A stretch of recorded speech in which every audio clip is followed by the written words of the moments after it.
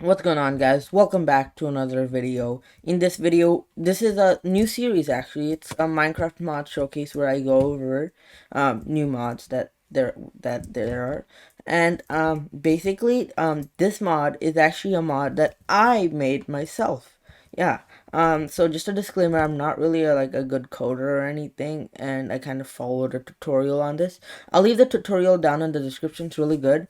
But I did change, I didn't follow the tutorial exactly, but I kind of used it as a baseline and stuff, right? So let's just go over it. Basically my mod is based on these new stuff called rubies, and if you go in creative, there's a new tab for it as well with all the new stuff. So basically there's this new thing called rubies, and the way you get it is from mining it. And if you see here, it kind of matches with endstone, kind of, not really, but yeah. And it can be found in the end. Let's go here, and don't question this, I was just TNTing because it doesn't blow up, right? Yeah, it ruby ore doesn't blow up, but as you can see here, it's fairly common, but it's very dangerous to mine because it's found at the edge of end islands. So even probably even more dangerous than ancient debris, netherite. Yeah. So let's go over it. Basically, you mine it with a pickaxe, obviously, and if you see, it drops one of these ruby ores, and you could mine it with fortune. And let's say we have 5 right now. Let's mine it.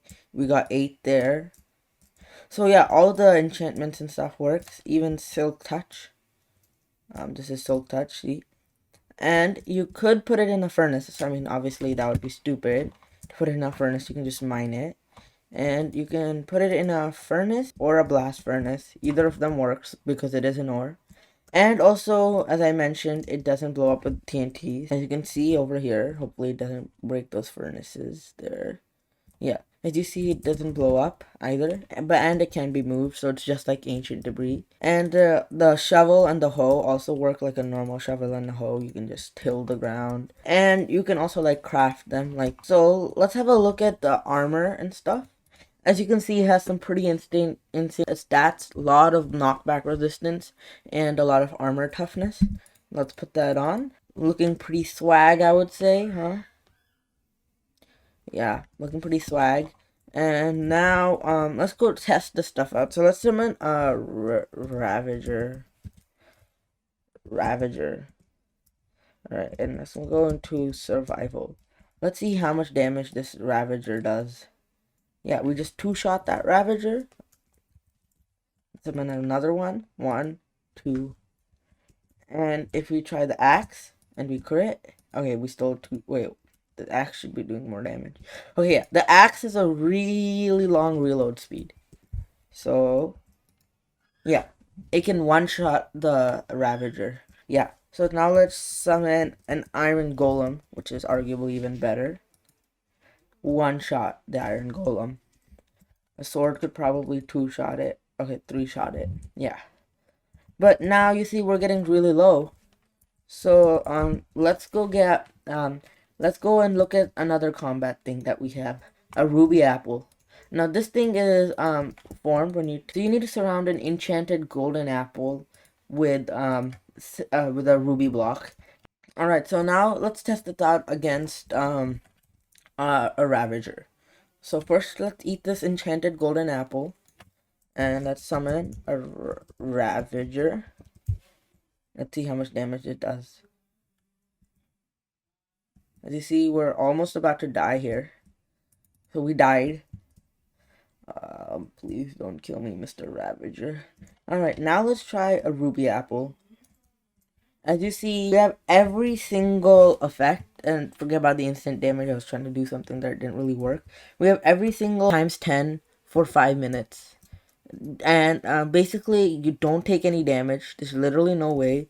You have jump boost, speed 10, and well, you have resistance 10, and you have every single effect. So if you're on the verge of death, this is probably the right one. And I could summon a lot of Ravagers. You don't take literally no damage. So let's see how good our sword is now. Now that we have strength, one-shotting all of these guys. Yeah, very strong. Very strong. You literally don't take any damage. Yeah, this only works for 1.6.1 because I haven't updated, and um yeah, done all that stuff, because when you update it there's like new wording stuff you have to do.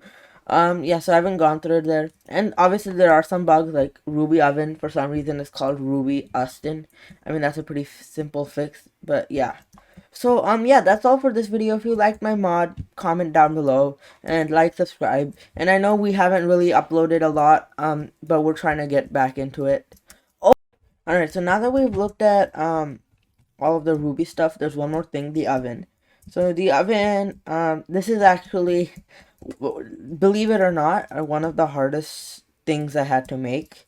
It took like took a lot of blood, sweat, and tears to make this, and I'm quite proud of it. But the thing is, honestly, it just has the unique voxel shape, but doesn't really actually do anything. It's just a block, but I'm really proud of it. And now let's look at the last thing, maybe the coolest thing, I don't know. It's a red panda. Yeah, it's a new mob called a red panda. Maybe we shouldn't do this. And this is how a red panda looks. They're quite cute, honestly. And I actually designed the thing myself, which is quite cool. They're really fast, as you can see. And if you hit one, it like tries to run away from you. And they also have surprisingly a lot of health. Like, look, if I take a diamond sword, they can withstand a hit from a diamond sword. But basically, you can spawn them, and they're very rare. They do spawn. They're very rare, very rare. They spawn in jungles, and they have a very low chance of dropping a ruby. I don't think I got any rubies in that, like killing all of them. Let me just. Okay, yeah. One more thing worth pointing out: ruby blocks, they do light, but let me just. So yeah, this was also quite a difficult thing to make, and I'm kind of proud of it as well. So yeah, that's all the stuff in my mod. If you want to check it out, I'll leave it in the description, the jar file. Yeah, but that's all for this video. If you liked it, please hit that like and subscribe button.